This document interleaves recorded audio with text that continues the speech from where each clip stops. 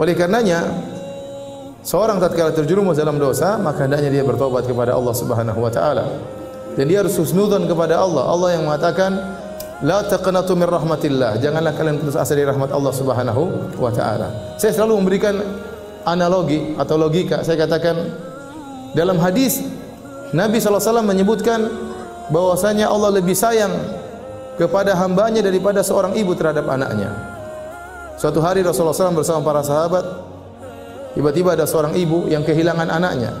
Ibu ini mencari-cari anaknya, kehilangan anaknya. Dan kita tahu bagaimana perasaan seorang ibu yang kehilangan anaknya. Karena dalam kondisi perang, dia cari anaknya, akhirnya dia ketemu. Waktu dia ketemu dengan anaknya setelah beberapa saat hilang, tentunya di saat itulah puncak-puncak kasih sayang seorang ibu terhadap anaknya. Apalagi anaknya baru saja hilang. Maka dia langsung dekap anaknya, lalu dia susui anaknya. Dan ini dilihat oleh para sahabat. Maka Nabi berkata kepada para sahabat tatkala ada pemandangan seperti ini, kata Nabi, "Atarawna anna hadhihi talidatun waladaha finnar?" Wahai para sahabatku, apakah menurut kalian wanita ini, ibu ini akan melemparkan anaknya ke dalam api? Tentu tidak ya Rasulullah. Bagaimana dia melemparkan anaknya sementara dia sangat sayang sama anaknya? Sementara dia baru cari-cari anaknya dan tidak ada kasih sayang di alam semesta ini yang paling besar kecuali kasih sayang seperti kasih sayang seorang ibu terhadap anaknya. Lebih daripada kasih sayang seorang anak terhadap orang tuanya.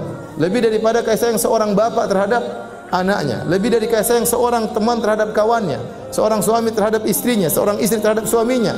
Kasih sayang paling besar adalah ibu terhadap anaknya. Terlebih lagi anaknya baru saja hilang. Kemudian sang ibu mendekapnya dengan luar biasa. Maka Nabi mengatakan, apakah menurut kalian ibu ini akan melemparkan anaknya di api? Kata para sahabat, tentu tidak.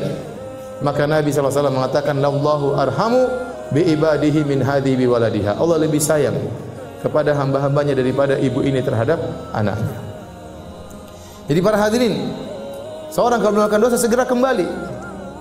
Coba kalau kita orang tua, anak kita nakal, mungkin kita marah, mungkin kita jewer.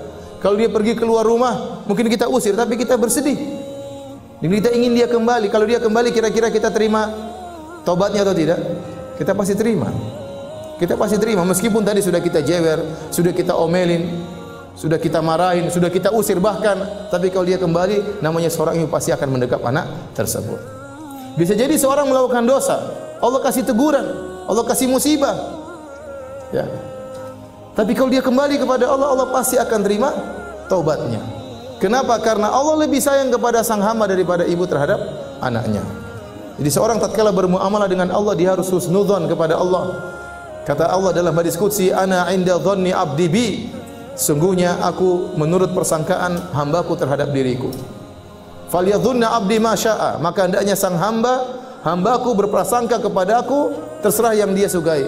"In dhanna khairan." Kalau dia berprasangka baik, falahu, maka bagi dia kebaikan. Wa in dhanna syarran falahu. Kalau dia berprasangka buruk kepadaku, bagi dia keburukan. Maka seorang ya tatkala melakukan dosa segera kembali kepada Allah, karena syaitan akan datang menyatakan, ngapain kau bertobat? Masih banyak dosa-dosamu, nanti kau kembali lagi. Ya, percuma kau bertobat sekarang, itu cuma tobat sambal. Ya. Nanti kau akan ulangi lagi, seakan-akan kau ngejek Allah. Begitu setan datang, tapi jangan dengarkan perkataan setan. Kita kembali aja. Kalau kita lakukan nanti urusan belakangan, sekarang kita taubat kepada Allah Subhanahu wa taala.